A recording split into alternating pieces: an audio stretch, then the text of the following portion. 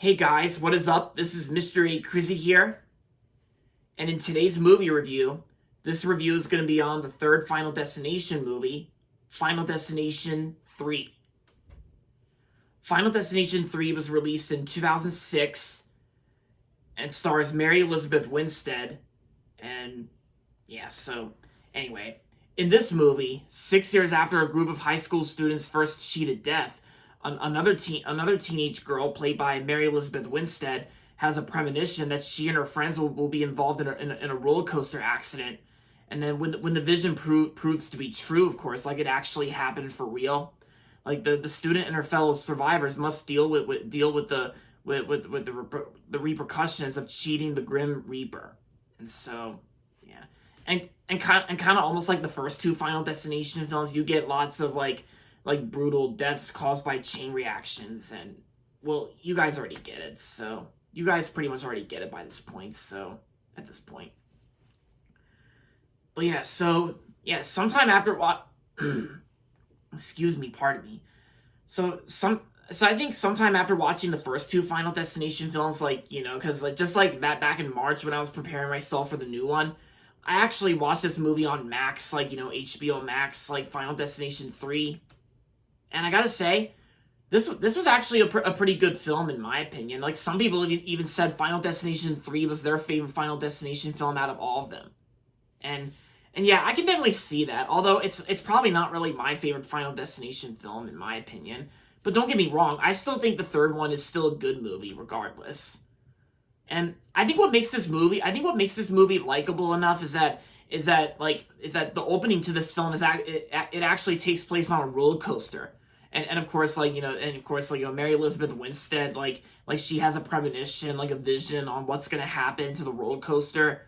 And yeah, I'm sure there are some of you guys out there who like roller coasters. I mean, I myself am not really a roller coaster guy, because I've only been on little roller coasters and not huge ones that go loop-de-loop.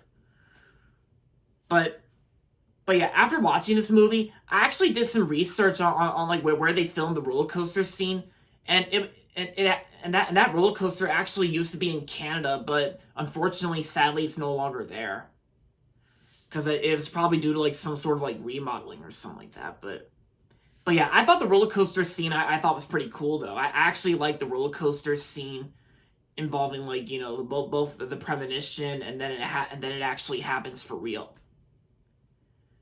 And I gotta say, when it comes to the kills in this film by these chain reactions, by the supernatural thing called death, that's causing these chain reactions to kill these characters, I gotta say, looking back on this film after watching it for the first time, this movie actually did have probably one of those popular and probably the most not really iconic and popular, but probably more one of the most well known scenes in the Final Destination films.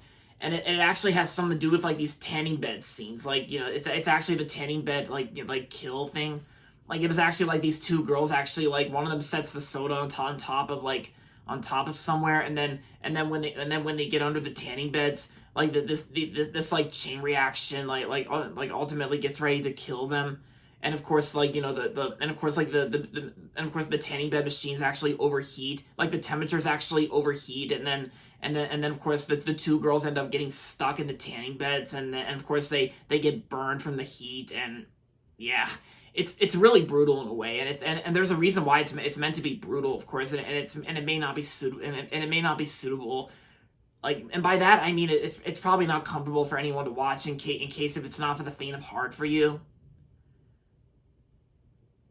But yeah, it's some of the kills in this film that they were fine enough, but I gotta say, but like I said, the tanning bed scene was actually probably the most violent kill out of all of them. When the chain reaction gets well, you already get it. And like I said, the roller coaster scene at the beginning I thought was pretty cool, and yeah, and I gotta say, the performances on the other hand were actually pretty good too. And I think this is actually one of the rare earliest times that Mary Elizabeth Winstead has played a lead role. Because 10 Cloverfield Lane was actually not the first time that Mary Elizabeth Winstead had a lead role in one of the films. I think this is actually probably one of the most rare earlier times that Mary Elizabeth Winstead played the lead role. Because this was actually Oh yeah, because this movie actually came out 10 years before 10 Cloverfield Lane. And yeah, 10 years later, Mary Elizabeth Winstead was in 10 Cloverfield Lane as the lead role. And I actually kind of liked Mary Elizabeth Winstead in this film. Yeah, I thought she did good in here, and I thought she did good here in Final Destination 3. And yeah, everyone else that did a good job as well. And I think when it comes to the story to these movies, like these Final Destination movies, although I can still see why the story the story in these films are meant to be like similar to the original Final Destination, but I can probably say that they're easy to understand in my opinion, because I actually understood the stories very well in these films, and yeah. So overall, Final Destination 3 was a pretty good movie, and I'm gonna give Final Destination 3 3.5 out of 5 stars. It's as good as the second, and yeah, there you have it.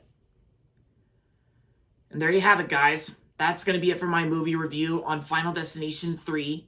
And that's going to be it for this video, so make sure to give this video a thumbs up and subscribe to my channel if you haven't yet. And as always, thanks for watching, and until next time, this is Mr. A. Crizzy saying, goodbye everybody, and that's about it.